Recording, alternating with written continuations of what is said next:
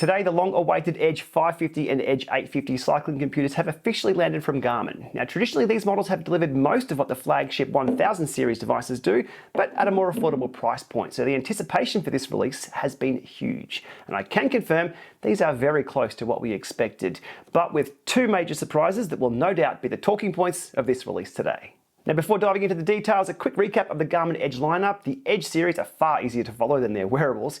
There's the 1000 series, which is the premium, big screen, big storage. There's the 800 series, which are a smaller form factor than the 1000, still with a touchscreen. Then there's the 5000 series. Very similar in all ways to the 800, but button only, no touchscreen. Now, there's generation models within those series. So we have the 530, the 830, and the 1030, with the 1030 landing in 2017. We have the 540, 840, and 1040, the 1040 landing in 2022. And today we have the family together for the 550, 850 and the 1050. This landing about 12 months ago, and these landing today. Now, as of today, the Edge 850 edges a little closer to the 1050 in some hardware features, while the 550 remains true to the 500 series, button only, less onboard storage, and a slightly simpler interface.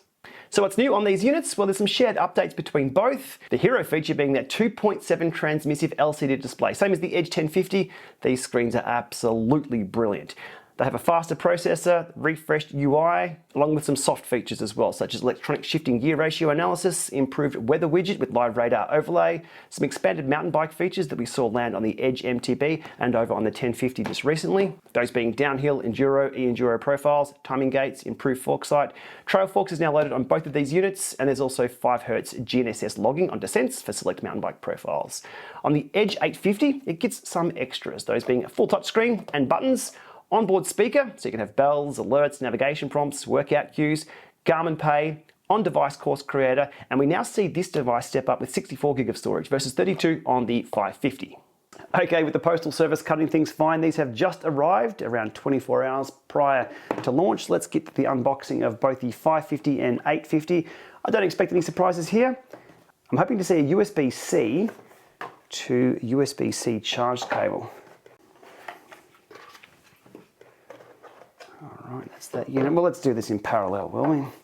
That'll save some time. Now, these are the Australian versions, which means, oh, I'm not sure, probably just how they pronounce the word no. No. All right, and I guess in from there to there. Oh, my prayers have been answered.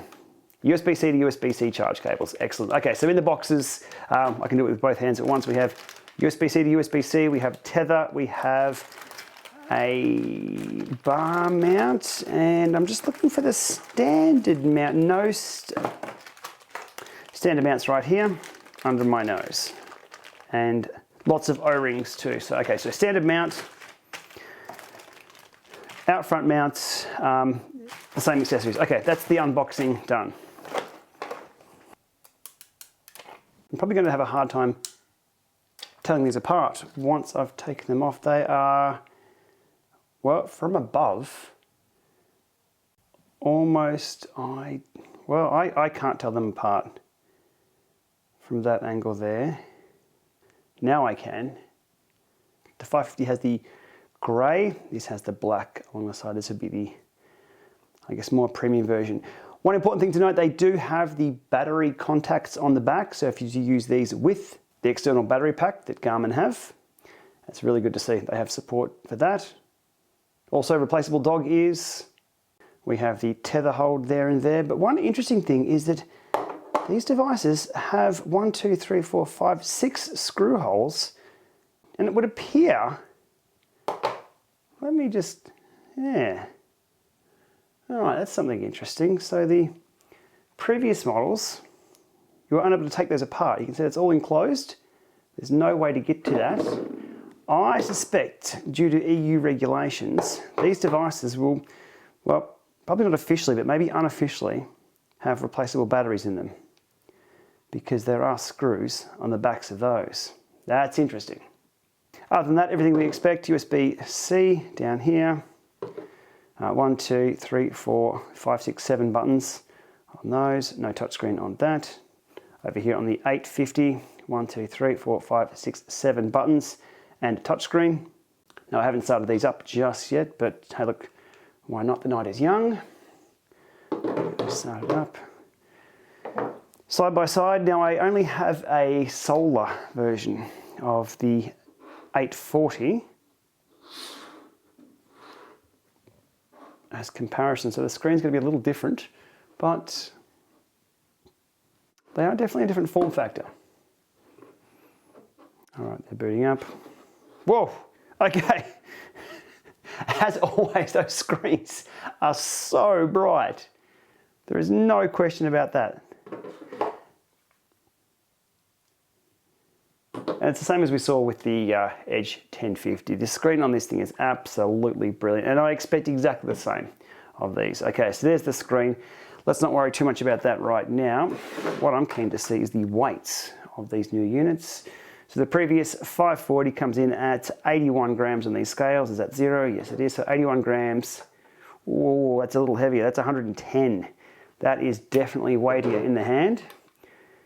All right, it's quite surprising the different weights of that. Okay, so this is Edge 840 Solar. So Solar is a little heavier again. 90. 113, rough guess. Let's have a go. Hey, 113. How about that? Quite surprised to see these newer units be, well, a lot heavier given they are the performance models. Reference point, Edge 1040 Solar 133, and the Edge 1050 coming in at 160 grams. So a little bit heavier than what I expected, and you can definitely feel that in the hands too between them. Screen wise, if that's not already blowing out the resolution on this footage, they appear, well, it's a little thinner. Or is that just an illusion? I'd like to measure that. So width-wise, we have 40 millimeters in width on that screen. On this screen, we have 40 millimeters in width. Okay, it's just an illusion. So even though that looks a lot skinnier that way, that's just a form factor of this device. All right, there we are, the unboxing, hands on. Let's get these out on the bike. God, that's bright. Okay, first things first. How loud is this bell?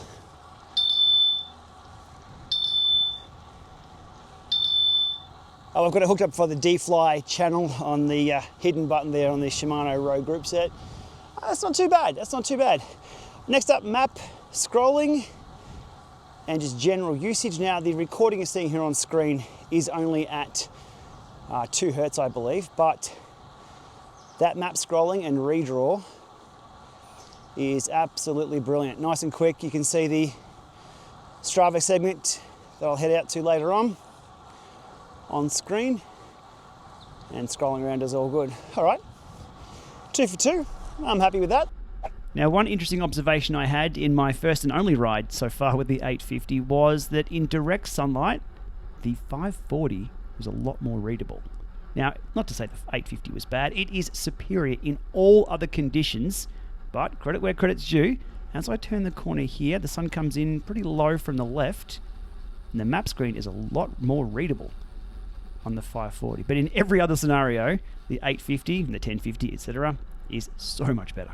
Now, excuse my shot framing for the next 2 shots, but the tides had turned when it became cloudy outside. Here is one still shot, here is another. It's kind of hard to capture with a phone with its auto brightness and whatever it does. But this was just 2 examples of where the new screens definitely overtake the 540 screen tech. So Garmin Edge units are still the benchmark when it comes to features such as configuration options, sensor compatibility, data logging, third-party sync, plus scheduling and route building, everything you get over on the Garmin Connect web. Now lately, Garmin have been pushing more into the training and performance area with smart fueling, Garmin Coach, Power Guide, real-time stamina, and the like. Look, all good features, and they definitely add value, but to get the most out of those, you really need to be fully invested into structured training. And most of those features aren't hardware locked. When I'm choosing a bike computer for my own rides, I focus on things that matter every second I'm on the bike, regardless of what I'm doing. So things that are important to me is weight, I'm carrying it all the time, so that counts. Screen size, brightness, responsiveness, it's a constant point of interaction. The data fields, with the info that I want on screen all the time. I typically run a map page with multiple data fields and wind field for real-time wind. And battery life, and that is real door-to-door hours, not just moving time. Coffee stops included. Now I have enough batteries to worry about on the bike. I don't need another point of battery anxiety on my bike. Which brings me to big surprise number 1 with these units. And this is going to be one of the hottest talking points. So Garmin's published spec of 12 hours demanding use had me doing a double take on the spec sheet. That's my normal usage profile. And it stands out because Garmin themselves have set such a high benchmark over the years. To put some numbers to those years and models, we have the Edge 520 had a 15 hour of typical usage back in July 2015. The Edge 820 had 12 hours of typical usage. I think we could all agree that's not great. Then we move into the 530, 830, up to 20 hours of typical use.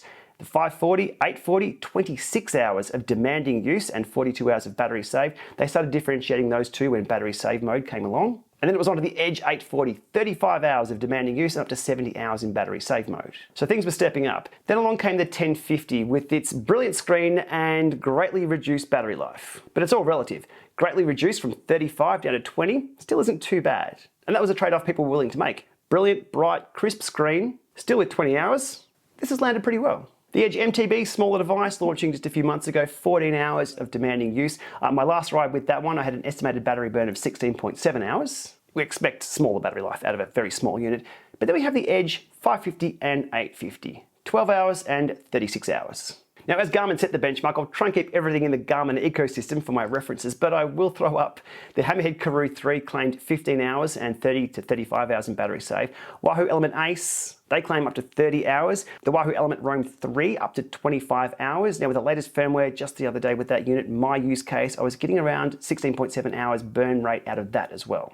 So real-world usage does drift either way with firmware changes, screen settings, what sensors you're using, what apps you've got running. But for the last few years, that 15 to 20 hours has been the baseline expectation for premium head units. Anything more is a bonus, anything less, not great.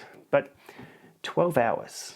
Even if it's a true 12 hours, I think this will have a lot of people considering their options. It really makes the previous generation 540, 840 and 1040 units with very similar features and over twice the battery life a lot more attractive.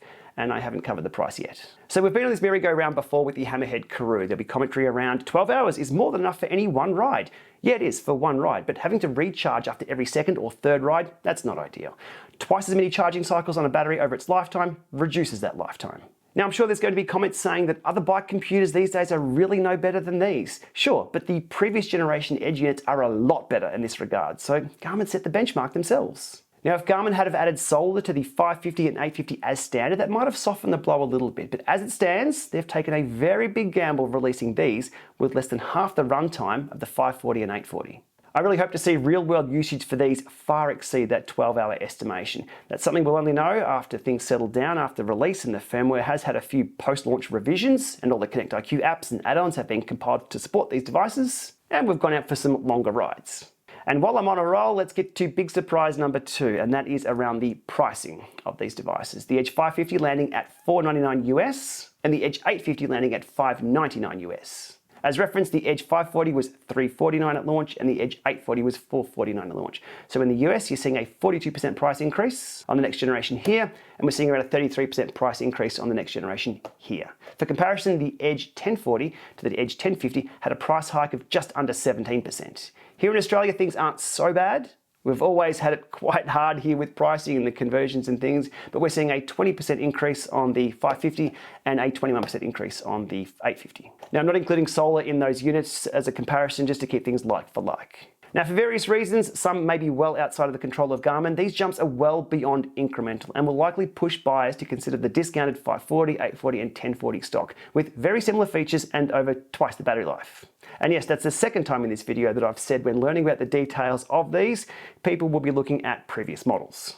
I would have loved to have seen these prices remain a little more contained given Garmin now have the Garmin Connect subscription service as a source of revenue, but here we are. I hope with these prices, there's some big discounts coming up on the Black Friday sales. Okay, out of the lab and back out on the road, leading into the Miller's Road climb. Yes, it is called Miller's Road.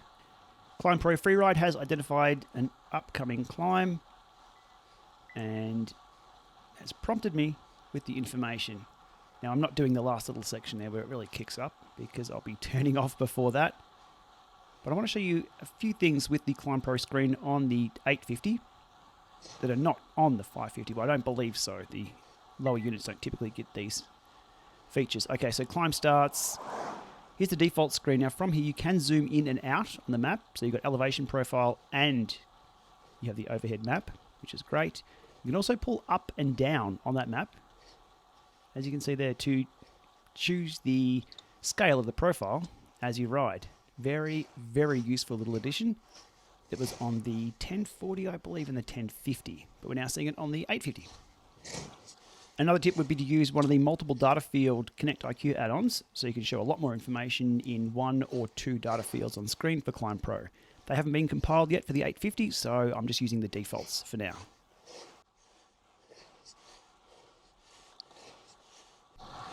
Okay, away from the hills and into the flatlands, right next to the Ballarat Airport, where I have a Strava live segment starred or favorited, so it pops up on all my head units. If you haven't seen Strava live segments in action, here's what it does. It will mark it on the map, it will tell you when you're about to begin, and away you go. Now, unfortunately, I don't think I'll be close to my PR today.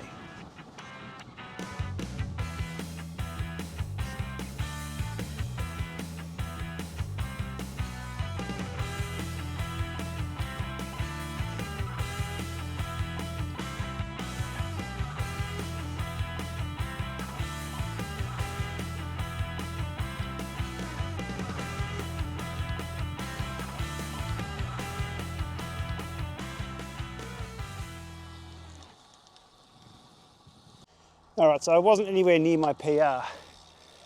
Had I known where the wind was blowing from in real time, like I do with wind field, then I would have known not to even try. Look, of course, I knew which way the wind was blowing. You can feel it, but it's really nice to have that information on screen. Now, with this update, Garmin say they've got some wind information. Let's have a look at what we can find. It's not overlaid on the map that we see here, the map that we ride with.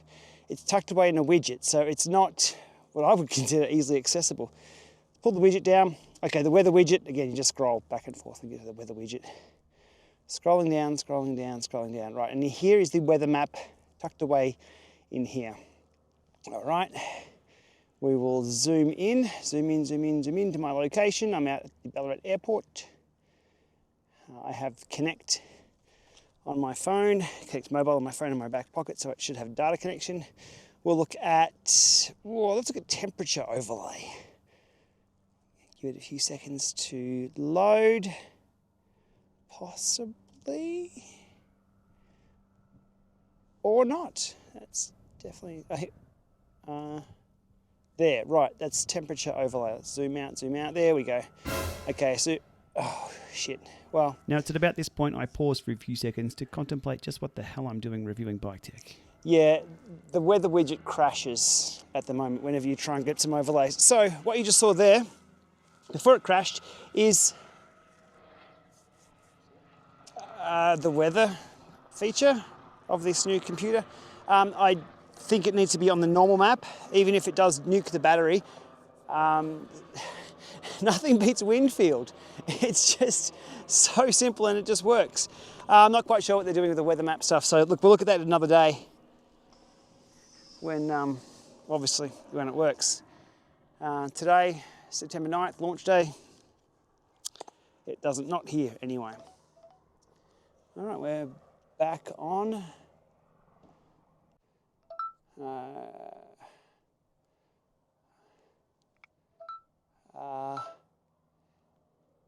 God knows what it's doing. Okay, cool. That's now back to where we are. Okay, so it crashed, but it saved itself. I think let's have a look at the data. Yeah, it has. Okay, cool.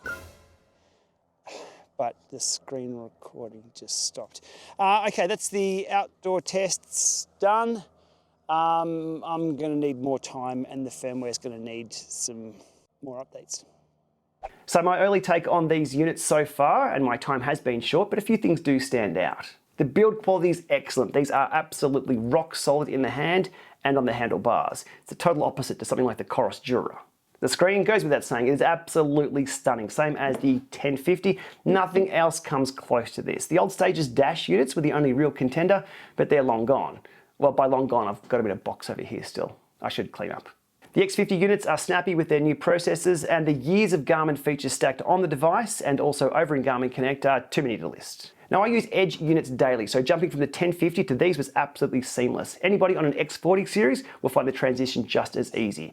It's also worth noting that setup is now a breeze. Out of the box, if you're upgrading from a recent generation Edge, Garmin pulls all the sensors and your bike profiles from your Connect account Dumps them onto these units and you're rolling in a few minutes. However, we can't ignore three things with these units. They're heavier, they're more expensive, and the battery life is a big step down from previous models.